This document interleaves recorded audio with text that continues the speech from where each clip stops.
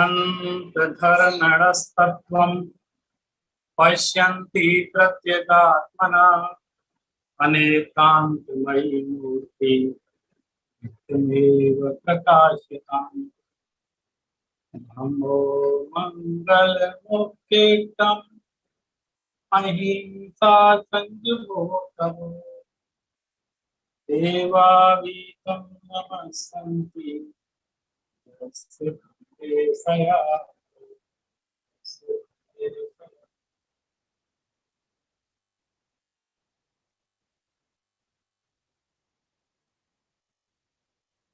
जैसा कि अभी मैंने एक प्राकृत का मंगलाचरण आपके सामने किया, जिसमें कहा गया धम्मो मंगल मुक्तिठम अहिंसा संयमोतम।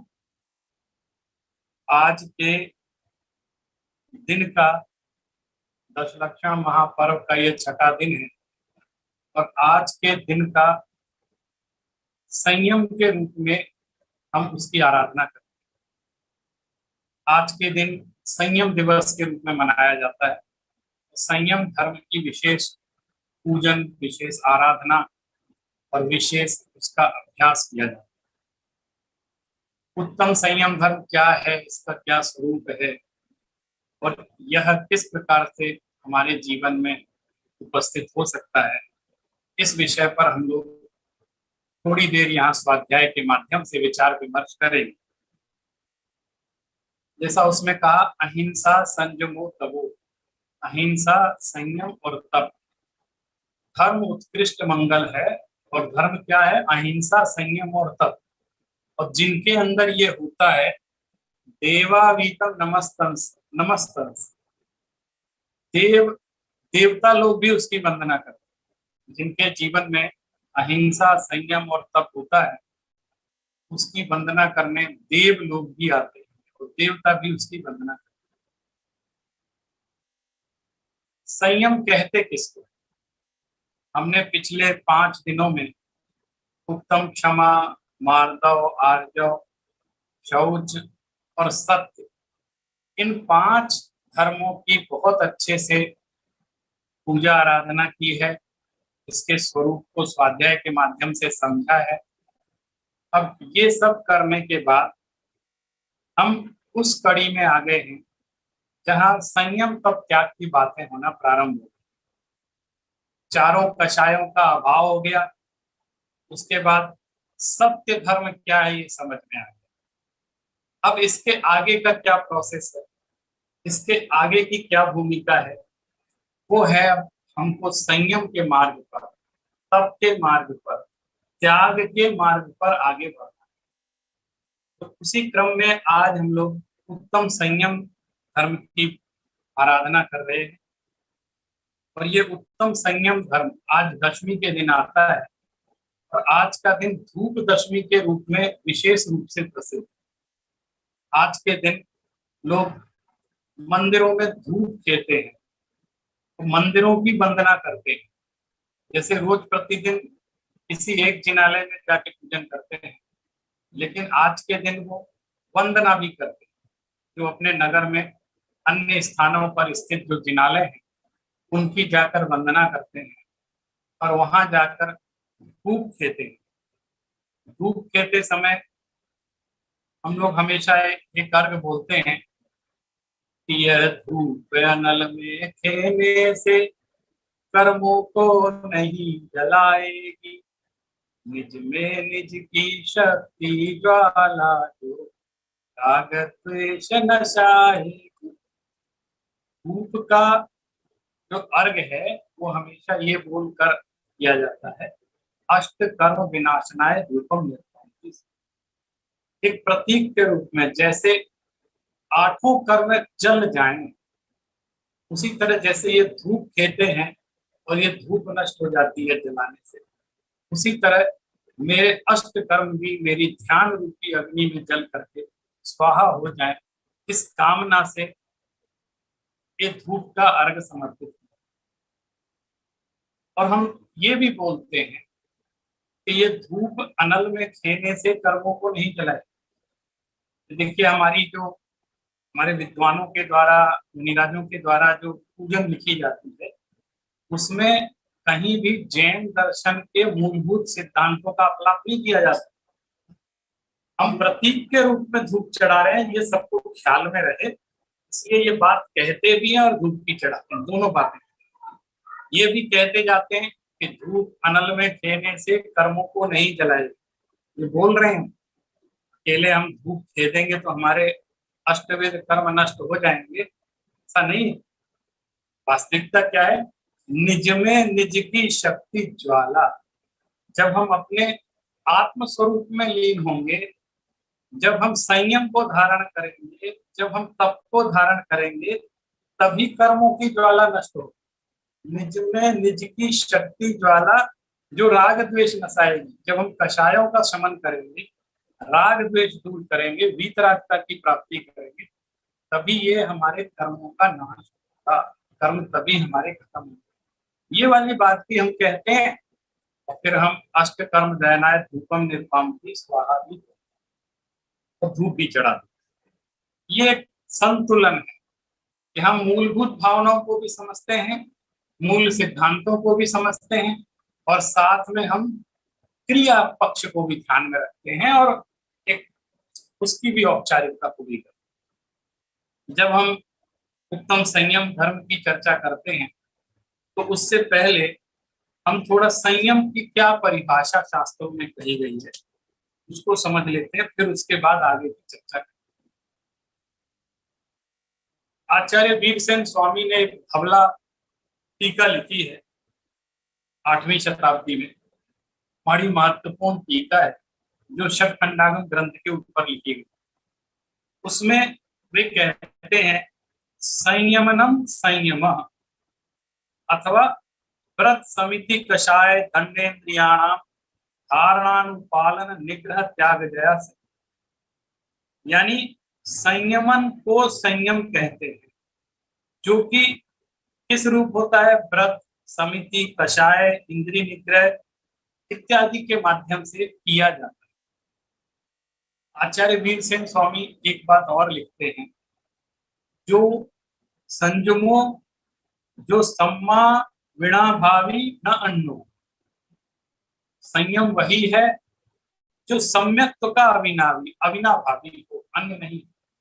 यानी संयम भी उसी को संयम कहा जाता है जो सम्यक दर्शन से युक्त। सम्यक दर्शन के बिना संयम को संयम नहीं कहते। इसलिए सबसे पहला काम, जैसे चारों कषायों का जब अभाव हुआ तो हमारे सबसे पहले सत्य धर्म सम्यक्त्व को हमने प्राप्त किया, इसके बाद हम संयम को धारण कर रहे हैं।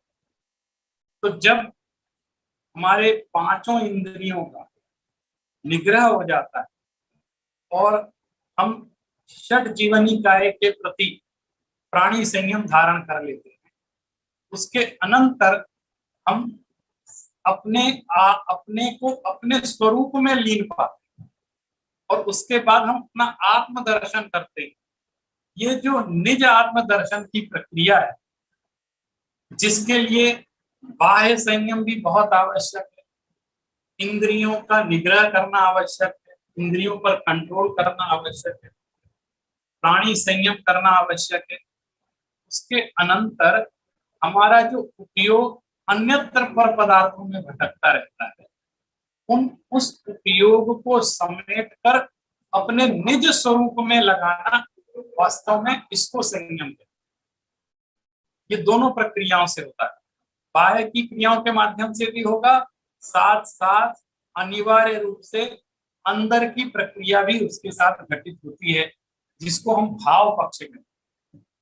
बिना भाव पक्ष के अकेला द्रव्य पक्ष पूरा संयम होता तो है, हो सकता है, लेकिन वो मोक्ष मार्ग के लिए कार्यकारी नहीं होता। मोक्ष मार्ग के लिए कार्यकारी तो अंतरंग संयम ही होता है।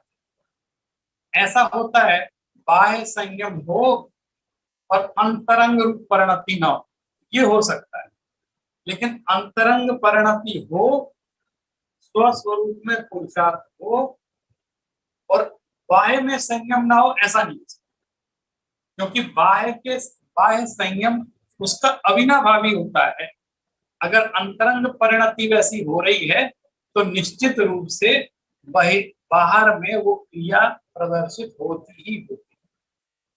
अंतरंग में अहिंसा का भाव है, जीव रक्षा का भाव है, और अंतरंग में पर पदार्थ के प्रति नहीं, अपने जीव की रक्षा का भाव है। अपने जीव की रक्षा का भाव का अर्थ समझे आप?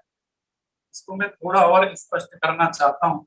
सबसे पहले मैं उस छंद को लेता हूँ जो कविवर दानत राय जी ने अपनी पूजन में लिखा है, जिसको आज हमने प्रातः काल अपनी आराधना में पढ़ा है। उसमें बड़े गूढ़ अर्थ छिपे हुए हैं, उसको समझते हुए समझेंगे तो सारी बात। उसमें कहते हैं, काय छहो प्रतिपाल, पंचेंद्रिय मन वश करो, संयम रतन संभाल, विषय चोर बहु फिरत हैं। संयम का उपदेश दिया जा रहा है। काय छहो प्रतिपाल, छह काय क्या कहलाते हैं? षड जीवनी काय। षड जीवनी काय क्या कहलाता है? मैं ये बातें इसलिए भी बोलता हूँ कि हमारे बहुत सारे जो श्रोता हैं वो कई श्रोता बड़े प्राइमरी लेवल के भी होते हैं, तो कई हमारी जो जैन दर्शन की शब्दावली है वो सुनते तो हैं लेकिन उनको अर्थ, उसका अर्थ बोध नहीं होता। इसलिए छोटी छोटी बातें भी हम समझते चले। षड जीवनी काय मानी, जैसे 5 प्रकार के स्थावर जीव होते हैं, पृथ्वी, जल, तेज, वायु। ये जो हमारे पृथ्वी आदि जो स्थावर जीव हैं, वनस्पति टाइप जीव, ये जो 5 प्रकार के स्थावर जीव हैं, इन ये और एक तरस जीव। तरस जीव वो कहलाते हैं जो द्विंद्री से लेके पंचेंद्री तक के जीव होते हैं, तो उनको तो एक में गिन लिया तरस जीव। और 5 प्रकार के जो स्थावर जीव हैं वो, इन दोनों को मिला के संख्या हो जाती है 6। तो षड जीवनी काय के प्रति दया का भाव रखना, अहिंसा की भावना रखना, उनके उनके प्रति करुणा रखना, रक्षा करना। तो काय छहों प्रतिपाल, 6 काय के जीवों की रक्षा करना। और दूसरा है पंचेंद्रिय मन वश कर। 2 प्रकार से संयम होता है, एक प्राणी संयम होता है और दूसरा इंद्रिय संयम। तो प्राणी संयम में तो ये 6 प्रकार के जो षड जीवन काय की रक्षा का भाव है, उनके प्रति दया करुणा है, ये आ जाता है। तो मैं अपनी कोई भी एक्टिविटी ऐसी ना करूं, कोई भी क्रिया ऐसी ना जिससे इन 6 प्रकार के जीवों में खूब कष्ट हो मेरी, और कम से कम मैं अनर्थ दंड ना हो।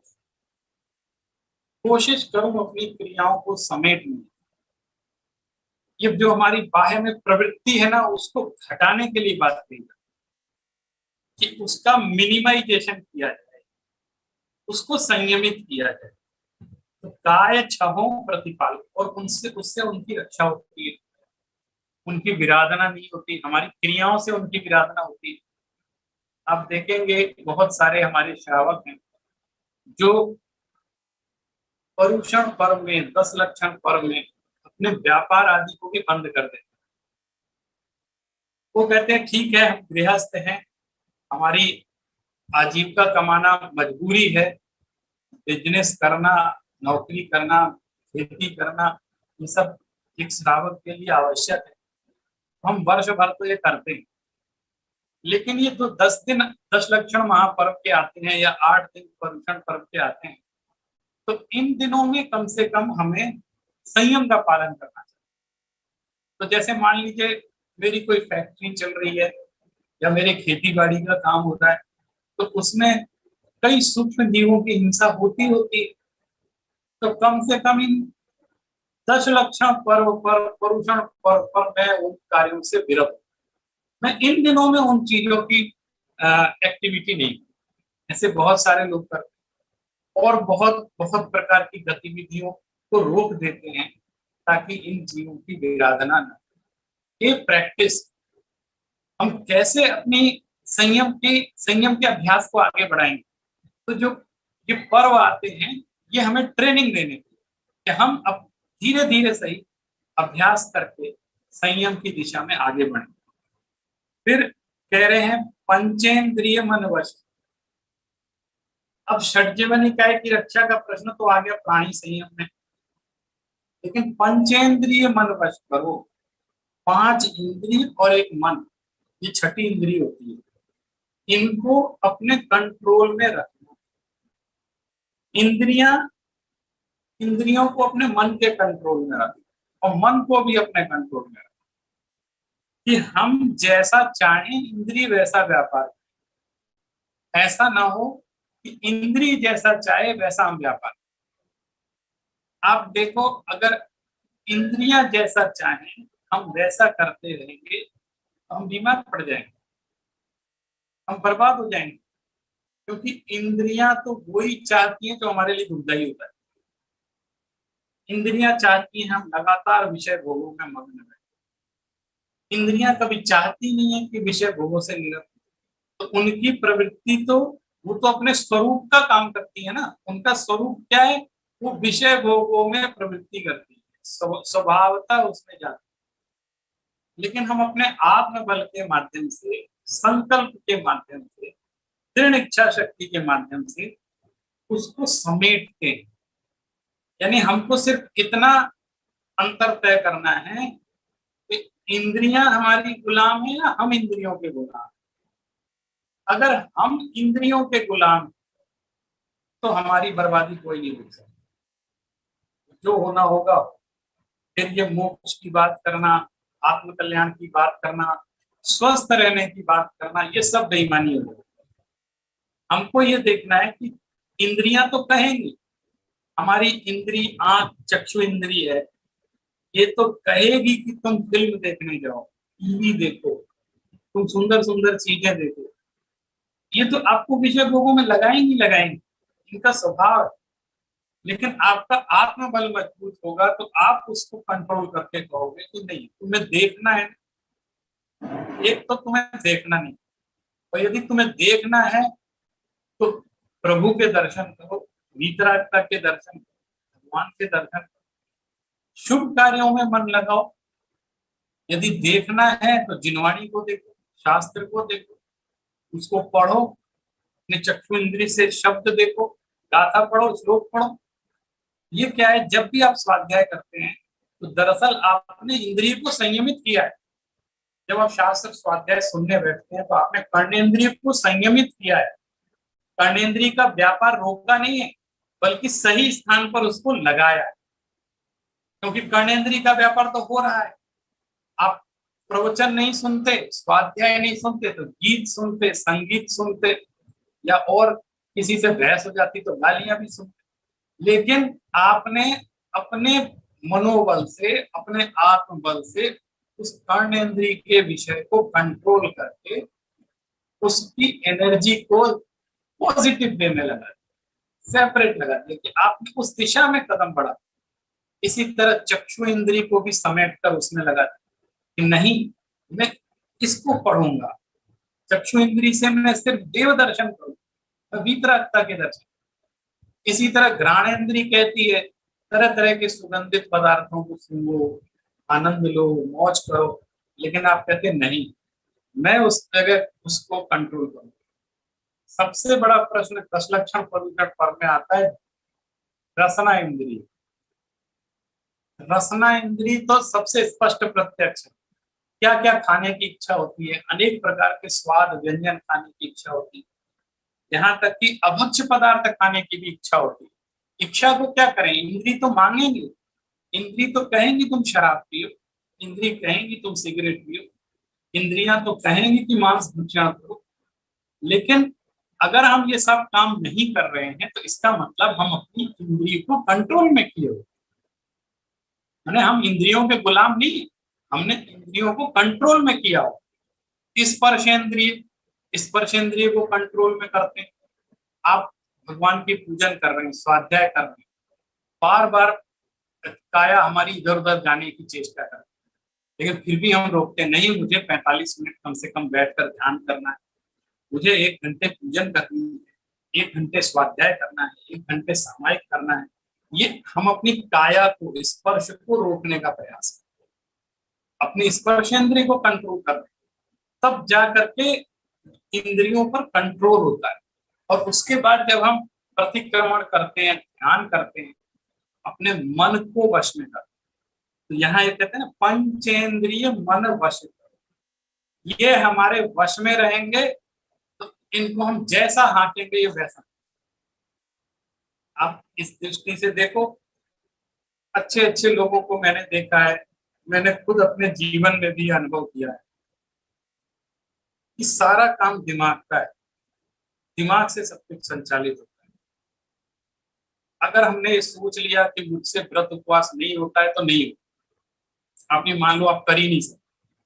कई लोग दिमाग से सेट हो जाते, सब मुझसे नहीं, मेरे से मेरा शरीर सहन नहीं करता, मुझे तरह तरह की बीमारियां हैं, मैं रोटी खाए बिना नहीं रह सकता, मैं दोनों टाइम भोजन चाहिए मुझे, पर ये चाहिए वो चाहिए।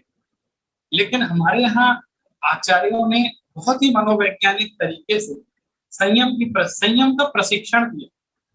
और वर्तमान में भी पूरे देश में हमारे जो जैन मुनि हैं वो पैदल विहार करके, नंगे पैर चलते हैं, पैदल विहार करके पूरे देश में, कभी किसी साधन का प्रयोग, वाहन का प्रयोग नहीं करते, पैदल विहार करके नगर नगर गांव गांव में जा जा करके वो जब वहां उपदेश देते हैं और स्वयं अपने जीवन में उसको चरितार्थ करके दिखाते हैं, तो लोग उनसे प्रेरित होकर संयम ग्रहण करते हैं, उनको देखकर संयम ग्रहण करते हैं। आज संयम दिवस के दिन, आज संयम धर्म के दिन, कुछ बातें मैं अपने मन की भी आपसे कहना चाहता हूँ। जैसे इसमें लिखा है, संयम रतन संभाल, विषय चोर बहु फिरत। आज का ऐसा समय है कि चारों तरफ आपको विषय भोग की प्रेरणा देने वाले चप्पे चप्पे पर मिल जाएंगे। चारों तरफ का वातावरण विषय भोग का है। शायद ही कोई आपको ऐसा एक आधा जीव मिले, एक आधा ऐसा व्यक्ति मिले जो आपको विषय भोगों से दूर करके संयम में रहने का प्रयत्न या उसकी प्रेरणा। ऐसा वातावरण मिलना बहुत मुश्किल है। आप स्कूलों में चले जाएं, कॉलेजों में चले जाएं, बहुत बड़े संयम की तो छोड़िए, आज की नई पीढ़ी अगर सात्विक भी रह जाए और वो मद्य मांस मधु से भी दूर रह जाए तो बहुत बड़ी बात। जैसा वातावरण है चारों तरफ, जिस तरह प्रकार का खान पान बिगड़ गया है, रसना इंद्रिय पर जरा सा भी कंट्रोल नहीं है। छोटे छोटे बच्चे भी शराब और बियर जैसी चीजों को पीने लग गए हैं, उसकी प्रेरणा देते हैं, उसको स्टैंडर्ड, समाज में उसको स्टैंडर्ड बनाया जा रहा है। माने जिस समाज में संयम स्टैंडर्ड होना चाहिए था, उस समाज में पीने खाने वालों का स्टैंडर्ड बढ़ रहा है और इसको स्टेटस सिंबल बताया जा रहा है। ऐसे में आज की हमारी जो नई पीढ़ी है, उनके बीच संयम की बात करना बहुत कठिन हो गया। इसलिए आज संयम दिवस की ज्यादा उपादेयता है और इसको समझने की आवश्यकता है। वो कह रहे हैं, संयम रतन संभाल, ये रत्न है, संयम रूपी रत्न आपको मिले। यदि आप जैन कुल परंपरा के हैं तो आपको जन्म से ही कितने सारे संयम ऑटोमेटिक मिले। माने जैसे मद्य मांस का त्याग, ये तो हमने कभी किया ही नहीं। क्यों? क्योंकि आपको इसका त्याग है कि नहीं? बोले त्याग हम तो जानते ही नहीं है क्या चीज, क्योंकि हमने कभी इसके बारे में सुना ही नहीं, कभी घरों में देखा ही नहीं, और हम तो जन्म से ऐसा सोचते थे। मैं आपको एक बहुत उसका उदाहरण बताता हूँ कि बहुत बचपन की बात है। एक सज्जन, तो मुस्लिम जैन थे, हमारे घर आए और उन्होंने दोपहर के समय में सिगरेट निकाल कर, तो हम बच्चे थे, लेकिन हमने उनको देख कर ये निर्णय कर लिया कि जैन नहीं होंगे, क्योंकि जैन लोग तो सिगरेट पीते नहीं। मतलब ये हमारे दिमाग में जन्म से ये चीज भरी हुई थी कि ये जो सिगरेट पी रहे हैं, जो शराब पी रहे हैं, ये दूसरे लोग पीते हैं, जैन लोग नहीं पीते। वो पीते थे। तो आप सोचो, हमारे दिमाग में माने इनके त्याग करने का प्रश्न ही नहीं, जब हमने इनको ग्रहण ही नहीं किया।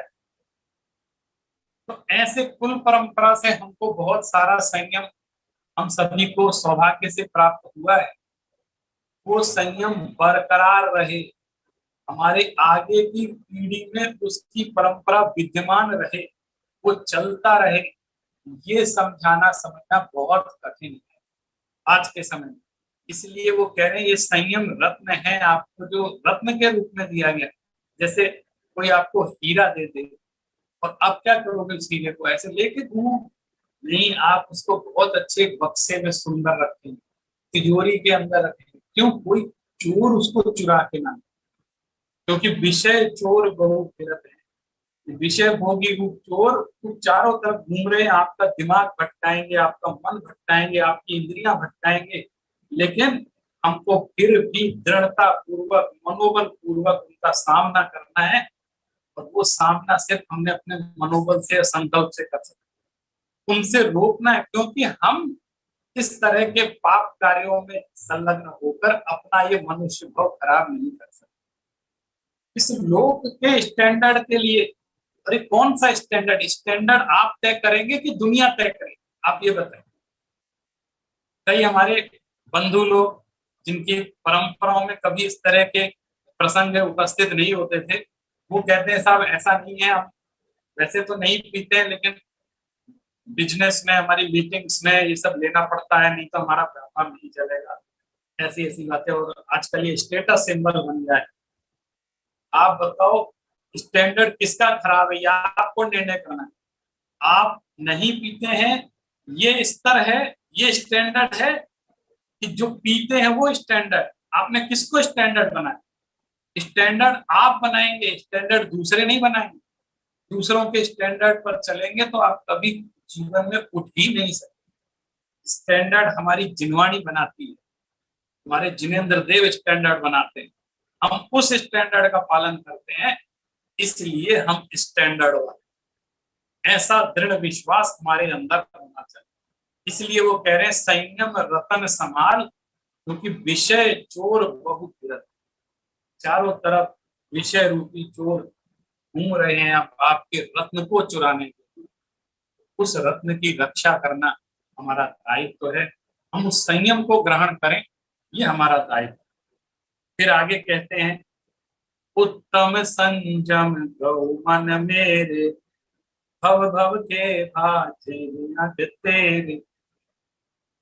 उत्तम संयम माने सम्यक दर्शन पूर्वक ये जो उत्तम संयम हमारे जीवन में है, इसको अपने मन में स्थापना दो, अपने मन में उसको जगह दो, उसको अपने मन में स्थान दो।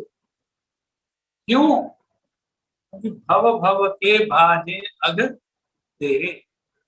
भव भव माने जन्म जन्म के जो हमने पाप किए हैं, उसको भी हम दूर कर सकते हैं। अग माने होता है पाप, तो भव भव के भाजे, तुम्हारे जन्म जन्म के पाप को भी ये दूर कर सकता है।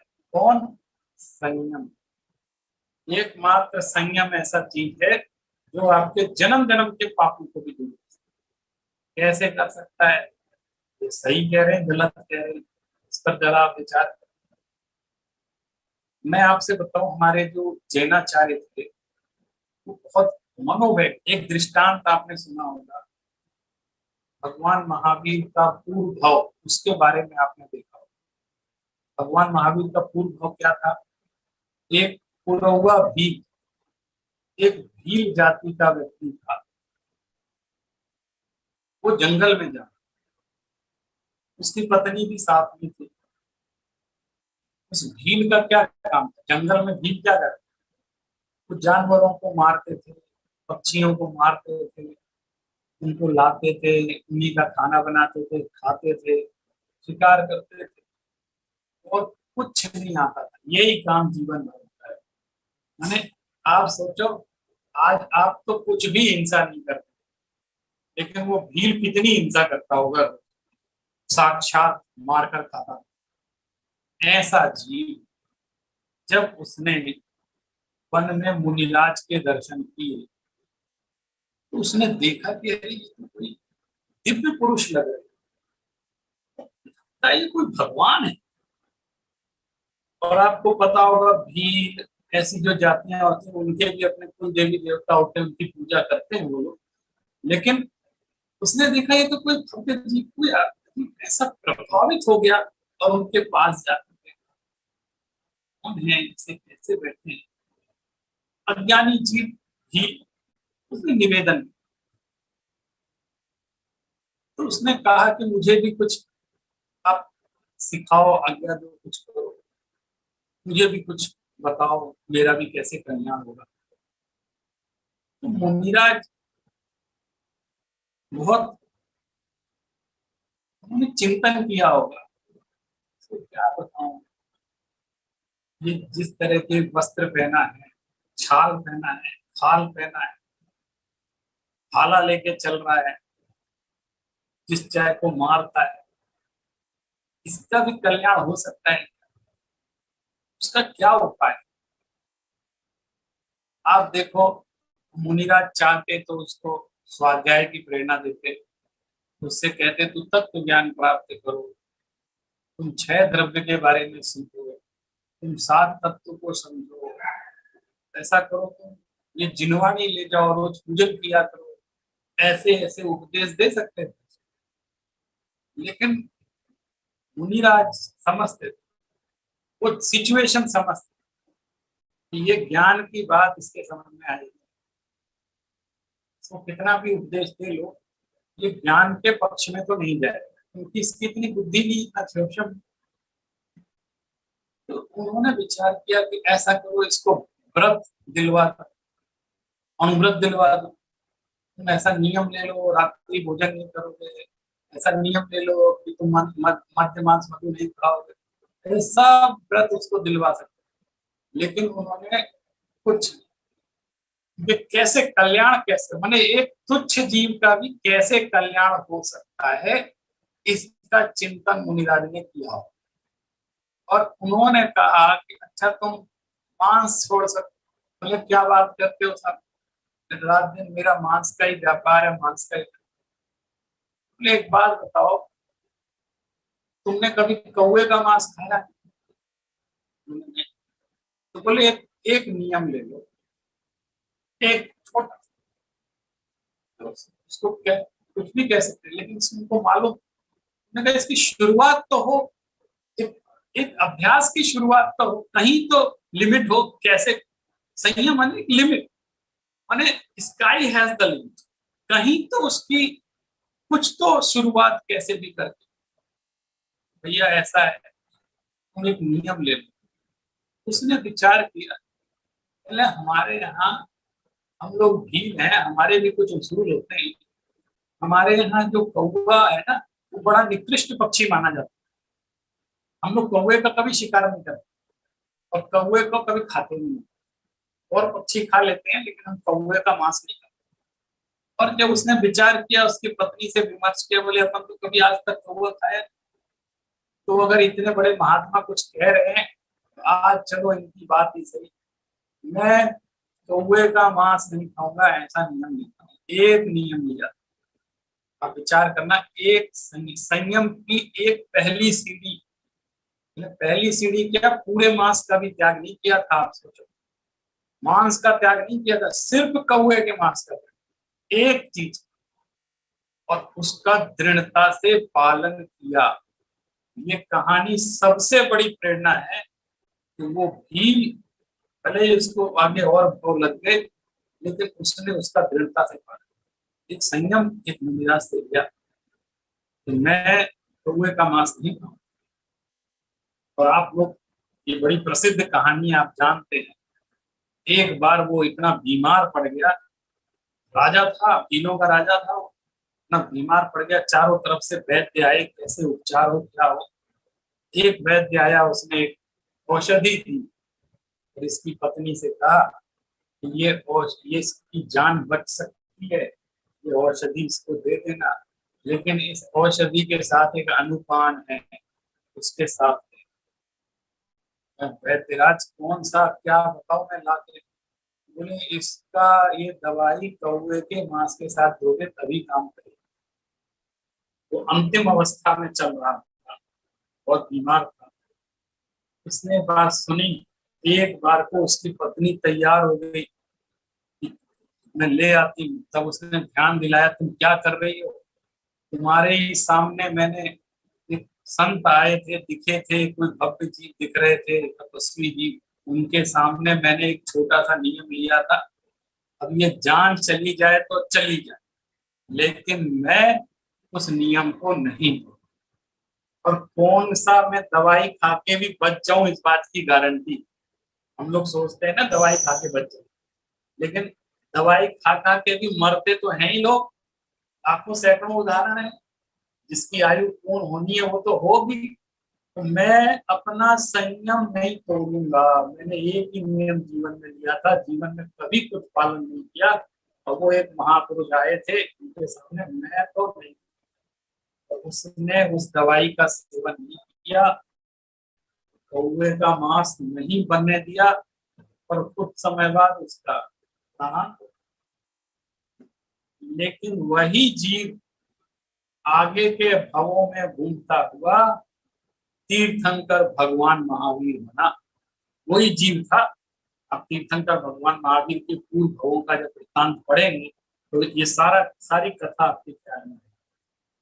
आप देखो, एक शुरुआत हुई थी एक नियम से, एक जीव ने एक नियम से शुरुआत। मैंने संयम ऐसी चीज है, मैं आपसे ये कहना चाहता हूँ, संयम ऐसी चीज है जो अच्छों अच्छों को पार लगा देती है, निकृष्ट से निकृष्ट जीव को भी पार लगा देती है। और ये कला हमारे मुनिराज जानते हैं। वो कहते हैं पढ़ तो सकता नहीं है, स्वाध्याय कर नहीं सकता, प्रवचन सुन नहीं सकता, भजन पढ़ नहीं सकता, पूजन कर नहीं सकता, मुझे मालूम है इस तरह का, लेकिन इस एक चीज इसका बेड़ा पार कर सकती है, वो है संयम। आज भी देखो, बहुत सारे ऐसे लोग हैं जो स्वाध्याय नहीं कर पाते, बहुत सारे ऐसे लोग हैं जो जिनकी रुचि भी नहीं है, कुछ हो जो भी हो, लेकिन वो संयम का बड़ी दृढ़ता से पालन, क्योंकि संयम एक ऐसी चीज है जो जीवों का बेड़ा पार करे। और कुछ नहीं, पाप कर्म का बंधन नहीं करे। अगर उस संयम के साथ साथ यदि हमारा क्षयोक्षम है, तो मैं कहता हूँ त्रियंश गति के जीवों का भी इतना क्षयोक्षम होता है, और मनुष्य गति के जीवों का भी इतना क्षयोक्षम होता ही है कि उसको सम्यक दर्शन हो सकता है। तो अगर सम्यक दर्शन पूर्वक वो संयम को धारण कर ले, तो कोई कोई ताकत नहीं है जो उसका कल्याण रोक सके, ऐसी कोई ताकत नहीं। इसलिए कह रहे हैं भव भव के बाजे हैं तेरे, वो भव भव के भी पाप नष्ट कर दिए जाते हैं सिर्फ संयम के माध्यम से। स्वर्ग नरक पशु गति में नाही, आलस हरण नाही। प्रेरणा दे रहे हैं कविवर, ये जो फैसिलिटी मनुष्यों को अवेलेबल है उसी संयम। स्वर्ग नरक पशु गति में नहीं, स्वर्ग में ये फैसिलिटी नहीं। स्वर्ग के देव तरसते हैं, मनुष्यों से जलते हैं, वो तरसते हैं कि मैं कब मनुष्य गति में आऊं, क्योंकि यहाँ ये पात्रता सिर्फ एकमात्र मनुष्य गति में है, संयम को पालन कर। स्वर्ग नरक में भी नहीं है, पशु गति में थोड़ी बहुत, उतनी उत्कृष्ट नहीं। तो स्वर्ग नरक पशु गति में नहीं, आलस हरण करण सुख। और हमारे असंयम का मूल कारण क्या है? आलस, प्रमाद। प्रमाद परिणति मूल है हर चीज। हम सिर्फ संयम इसीलिए नहीं ग्रहण कर पा रहे क्योंकि हम प्रमादी हैं और संकल्प शक्ति के धनी हैं। जो संकल्प शक्ति के धनी है वो कुछ भी कर ले। मुझे एक प्रसंग याद आ रहा है ताजा ताजा, कि 1-2 वर्ष पूर्व की बात है। एक व्यक्ति को कैंसर हो गया और वो मुंबई में अपना इलाज कराने गया, तो वहां डिक्लेयर हुआ कि आपको कैंसर हो गया है और आपको तरह तरह के उपचार कराने पड़ेंगे, कीमोथेरेपी ये वो, तब आप हो सकता है। तो उसने पूछा कितने समय तक मैं रह सकती हूँ जिंदा। तो अगर आप थेरेपी वगैरह कराएंगे तो भी आप जा जाएगा 2-3 महीने, थेरेपी नहीं कराएंगे तो हो सकता है आप महीने भर भी नहीं। ऐसा उनको जवाब। उस व्यक्ति ने जब ये जान लिया कि तो हो ही गया कैंसर, अब मैं क्या कर सकता हूँ, तो वो आचार्य श्री के पास गया और आचार्य श्री के दर्शन किए और वहां अपनी बात बता दी कि ऐसे ऐसे हो गया है, अब आप मुझे कल्याण का मार्ग बताइए, मैं क्या करूं, क्या करके निवेदन। आचार्य श्री ने सिर्फ ये कहा, तुम रात्रि भोजन करते हो? मैं हाँ करता हूँ। बोले उसका पूर्ण त्याग कर। जमी कंद का सेवन करते हो? मैं करता हूँ। बोले उसका पूर्ण त्याग, आजीवन त्याग कर। चतुर्दशी अष्टमी उपवास शुरू करो और एक समय भोजन किया करो, शुद्ध सात्विक भोजन किया करो। बस तुम इतना करो भी जो होगा देखा। आशीर्वाद दे दिया। क्या सिखाया इसको, क्या कहा? संयम का पालन, इतना कहा और कुछ। ये नहीं कहा इससे कैंसर ठीक हो जाए, ये नहीं कहा। बोले अब जब तुम कह रहे हो 2-3 महीने की आयु बची है, तो तुम ऐसा करो, कितना एक साधना शुरू कर दो, जो होगा देखो। वो व्यक्ति, उस व्यक्ति ने उनके वाक्य उनको ब्रह्म वाक्य जैसे लगे, आचार्य जी के वाक्य। और उसने जाने उसको क्या हुआ, उसने वही तत्क्षण प्रतिज्ञा ली। जीवन में कभी उन नियमों का पालन नहीं किया था, लेकिन उसने कहा अब तो होना था सो हो, अब तो मुझे इस अब अकल कब आई, जब ये पता चला कि जीवन खत्म होने वाला है, जब गारंटी मैंने नोटिस आ गया जब आप जाने वाले, तब अकल आई। लेकिन तब भी आ गई बहुत बड़ी बात, तो ये नोटिस किसी का आया है, किसी का नहीं आया है, इतने ही अंतर है। लेकिन नोटिस जारी तो हो चुका है, सब मिला है नहीं मिला है वो बात अलग। लेकिन ये नोटिस कब जारी हुआ, जब हमारा जन्म हुआ था, नोटिस तभी जारी हो गया था कि आपकी कितनी आयु है, कैसे मरण होगा, ये ना उसी समय जारी हो गया। हम तक अभी नहीं आया, हम मिला नहीं है। क्या पता बिना नोटिस के ही सारा काम हो जाए, लेकिन उसको ये बात पता लग गई और उसने ये पालन शुरू कर दिया। और ये प्रत्यक्ष घटना है। आज 1-2 साल से ज्यादा हो गए वो व्यक्ति जीवित, कुछ नहीं हुआ उसको। कोई दुनिया में कुछ कर लो, मस्त है, उसको कुछ। आप बताओ, अब इसको क्या, ये संयम का चमत्कार नहीं है तो क्या? प्राकृतिक चिकित्सा में भी बात कही जाती है, जब 50 तरह के रोग हो जाएं तो ऐसा करो तुम खाना पीना छोड़ दो। लोग खा खा के ही मरते हैं, बिना खाए कोई नहीं मरते। और हम तो ओवर ईटिंग से मर रहे हैं, जो जरूरत नहीं है वो भी खा रहे हैं, जो हानिकारक है वो भी खा रहे हैं, जो अभक्ष है वो भी खा रहे हैं। कोई ठिकाना ही नहीं है रसना इंद्रिय। तो ये घटनाएं हमें संयम की प्रेरणा देती है कि संयम से क्या नहीं हो सकता। तो आलस्य हरण, आलस हरण करण सुख। अगर हमने आलस छोड़ दिया और इस संयम को अंगीकार कर लिया, तो ये हमें सुख में स्थापित कर दे। हाँ ही प्रति जल आगे मारुत, रुख तस कर ना धरो, सपरसन रसना ज्ञान लेना, कान मन सब वश करो। वही पहले प्राणी संयम बताया, इन सब के प्रति करुणा रखो। किसके किसके? पृथ्वी जल आग मारुत रूप त्रस, इन सब के प्रति करुणा धरो। और सपरसन रसना कान नैना, रसनेन्द्रिय, स्पर्शेंद्रिय, रसनेन्द्रिय, घ्राणेन्द्रिय, कर्णेन्द्रिय और मन, इन सब पर कंट्रोल करना सीखो। जिस बिना नहीं जिन राज सीजे, दूर लो जग की चीज।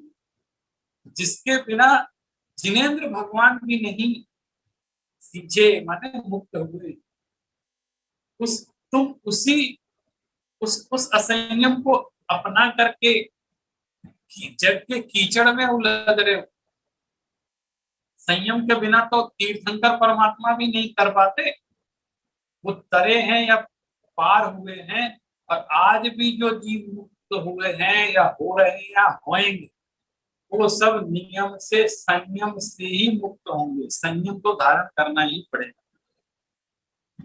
एक करी मत विसरो, करो नित आव जम मुख बीच में। एक घड़ी भी उस संयम को भूलो मत। एक घड़ी, एक सेकंड के लिए भी वो संयम हमारे चित्त से ओझल नहीं होना चाहिए, हमारे जीवन से हटना नहीं चाहिए। आज नहीं कल कर लेंगे, कल नहीं परसों कर लेंगे, ऐसा करते हैं 10 दिन बाद शुरू कर। ये जो कल कल करके हम चीजों को टाल रहे हैं, नहीं ऐसा तो नहीं। आव जम मुख बीच में, हम जम माने यम, मौत, हम मौत के मुख में आ गए हैं और हमको पता नहीं है और आगे का ठिकाना नहीं है। तब हम क्या करें? ऐसा ना हो कि ये पर्याय हमें पता भी ना चले और ये पर्याय संपन्न हो जाए और हम अपने जीवन में संयम की शुरुआत भी ना करें। इसलिए हमको संयम रत्न संभाल, संयम रत्न को संभाल करके इस बात पर विचार करना चाहिए कि हमारा जीवन कैसे भी करके संयमित हो, कैसे भी करके हम। और आप एक चीज और देखो, संयम सिर्फ धर्म की बात नहीं है, किसी भी काम में बिना संयम के काम नहीं। हर जगह आपको वाणी संयम करने की आवश्यकता है। जहां आपको बोलना चाहिए वहां बोलते नहीं है, जहां नहीं बोलना चाहिए वहां बोल जाते हैं। क्यों? क्योंकि कंट्रोल नहीं है वाणी पर। तो वाणी संयम कितना आवश्यक है और इस वाणी संयम के कारण कितनी बड़ी बड़ी लड़ाइयां हुई है। रहीम का एक बहुत अच्छा दुआ है, रहीमन जिम्हा बावरी, कह गई सुरग पताल, आप तो कह भीतर गई, रोटी खाए कपाल। रहीमन कह रहे हैं कवि पर रहीमन कि ये पागल है क्या जिम्हा, ये स्वर्ग भी बोल देगी, पाताल भी बोल देगी, कुछ भी बोल देगी, उल्टा सीधा अच्छा बुरा, लेकिन कह के फिर अंदर चली जाती है। मेरे मुंह से गाली निकल गई, जीभ ने गाली दे दी, लेकिन दंड किसको भोगना पड़ा? जूठी खाए कपाल, भोगना किसको पड़ता है? सिर को भोगना पड़ता है। इसलिए हमेशा संयम, वाणी का संयम भी बहुत आवश्यक है। अगर हम जीवन में संयम को धारण नहीं करते हैं तो हम सिर्फ मोक्ष मार्ग में नहीं बल्कि वर्तमान जीवन में भी असफल रहे। और ऐसा नहीं है कि हम संयम धारण नहीं करते हैं, सब लोग संयम धारण करते हैं। अभी विगत वर्षों में जब कोरोना की महामारी फैली तो सबने संयम धारण किया। क्यों?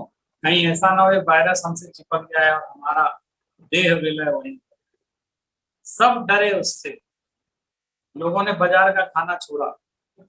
जब धर्म कहता है, जिनवाणी कहती है कि अब अन्य पदार्थ का सेवन नहीं करो, तब नहीं मानते हैं। लेकिन जब मौत डराती है तब मान गए, क्योंकि जिनवाणी पे श्रद्धा नहीं है, उससे डर लगता है। जब जिनेंद्र भगवान के वचन ये कहते हैं इन पदार्थों का सेवन नहीं करना चाहिए, ये मोक्ष मार्ग में बाधक है, तब हमको समझ में नहीं आता है। लेकिन यदि कोई डॉक्टर हमसे कह देता है कि आप आलू मत खाया करो, इससे शुगर बढ़ जाती है, तो तुरंत आलू का त्याग कर देता है। आप ये मत खाया करो, इससे ये हो जाता है, तो तुरंत उसका त्याग। आप देखो बड़ी बड़ी पार्टियों में, अब मुझे मैं मेरा ये मैं ये नहीं खाता हूँ, मुझे माफ करिए, क्यों? डॉक्टर ने मना, तो उसको तो स्टैंडर्ड समझा जाता है। अब इनको डॉक्टर ने मना, कोई व्यक्ति त्यागी व्रती संयमी ये कह दे मैं ये नहीं खाता हूँ, जिनवाणी ने मना किया, तो उसका मजाक उड़ाता है। अरे क्या तुम पुरानी बातें लेकर बैठे, आज के समय में ऐसी बात करते हैं? अरे क्या आज का समय, क्या पुराना समय? मद्य पहले भी बुरा था, आज भी बुरा है। ऐसा नहीं है कि पहले बुरा था आज अच्छा हो, लेकिन गए जमाने की बातें हैं, आज की बात नहीं करते। ये सब स्वच्छंदी बनाने का तरीका है। और आप ये बात मान लो, मैं अपनी नई पीढ़ी से भी बात कहना चाहता हूँ, आपके आसपास का वातावरण बहुत खराब है। आप एक संयमी जीवों की सत्संगति अवश्य किया करो। खोज लो कहीं से ऐसे लोग जो संयमित रहते हैं, उनके साथ उठा बैठा, तब आपको संयम की प्रेरणा, आपको लगेगा आप संयमित है तो आपको उत्साह आए। 24 घंटा हम ऐसे लोगों के साथ रहने को मजबूर हैं जो विषय भोगों में निमग्न है, और वो आपको संयमित देखकर हीन भावना से ग्रसित हो जाते हैं, और इस हीन भावना से ग्रसित होने के कारण वो अपने ईगो को सेटिस्फाइड करने के लिए आपका अपमान करते हैं। वो अंदर से कुंठित हैं। जैसे मान लीजिए आप सिगरेट नहीं पीते हैं और आपका एक मित्र पी रहा है तो वो आपका मजाक उड़ाए, ऐसा नहीं है, वो बहुत अंदर से कॉन्फिडेंस में, वो अंदर से हीन भावना से ग्रसित है कि मेरी ये बुरी लत है और ये देखो कितना ठीक ठाक बैठा ही नहीं, लेकिन उसका ईगो उसको सेटिस्फाई नहीं करने देता, उसको सहन नहीं होती, तो वो आपको स्टैंडर्ड के नाम पे, समाज के नाम पे, दुनियादारी के नाम पर ऐसी ऐसी बातें बोलकर आपको ऐसा महसूस करवाएगा आप बहुत पिछड़े जमाने के और पिछड़े हो, और ये बहुत एडवांस और 21वीं सदी में जाने वाले बहुत आध्यात्मिक हो। असंयम अत्याधुनिकता नहीं है, संयम आधुनिकता है। इस चीज पर हमको दृढ़ विश्वास होना चाहिए। और मैं तो अपनी नई पीढ़ी से ये बात कहना चाहता हूँ कि ये जो संयम है ना, वो किसी के ऊपर आप उपकार नहीं कर रहे, ना अपने माँ बाप के ऊपर कर रहे, ना धर्म के ऊपर कर रहे, और आप संयमित रहोगे, धर्म का कोई भला नहीं हो रहा है, आपका भला होगा, समाज का कोई भला नहीं हो रहा है। अगर मैं कोई व्रत करता हूँ, मैं उपवास करता हूँ, तो मैं किसके ऊपर उपकार, मैं अपने ऊपर उपकार कर रहा हूँ। लेकिन आज संयम और व्रत भी लेते हैं तो ऐसे बन के रहते हैं जैसे कि दूसरों के ऊपर उपकार, तो इतना उसके प्रति अपेक्षा रखते हैं, इतना मान सम्मान का भाव रखते हैं जैसे उन्होंने कोई दूसरों का कल्याण कर, नहीं, ये सिर्फ आप कल्याण का मार्ग है, और आप अपना भला कर रहे हैं, किसी और का भला नहीं कर रहे हैं। धर्म, जिनवाणी, शास्त्र, हमारे मुनिराज आपको संयम की प्रेरणा अपने भले के लिए नहीं दे रहे हैं, आपके भले के लिए दे। जिस दिन हमें ये समझ में आ जाएगा कि ये संयमित होना हमें लौकिक दृष्टि से भी सफल करता है और पारलौकिक दृष्टि से भी सफल करता है, तो संयम धर्म के स्वरूप को समझकर हम अपने जीवन में संयम की एक छोटी सी शुरुआत जरूर कर सकते हैं। एक छोटा सा पौधा भी अगर हम संयम का अपने जीवन में बो देंगे ना, और उसको सींचते रहेंगे तो धीरे धीरे विशाल वट वृक्ष बन सकता है। बहुत बड़ा संयम नहीं कर पा रहे, छोटे से शुरू कर, प्रैक्टिस करते, और धीरे धीरे धीरे यही संयम हमें मोक्ष मार्ग की तरफ ले जाएगा। इस जन्म में ना सही, अगले जन्म में, अगले जन्म में ना सही, अगले जन्म में, कभी तो हमको आत्मानुभूति की प्राप्ति होगी, कभी तो हम अपने आत्मा का दर्शन कर पाएंगे, तभी तो हम मुक्त हो पाएंगे। ऐसा विचार करके हम इस संयम धर्म की आराधना करें और उसको अपने जीवन में प्रकटाने का प्रयास करें। इसी बात के साथ मैं आज इस वक्तव्य को विराम देता हूँ। आप सभी और हम सभी मिलकर संयम धर्म को धारण करें। नमो देवानंद। जय जय।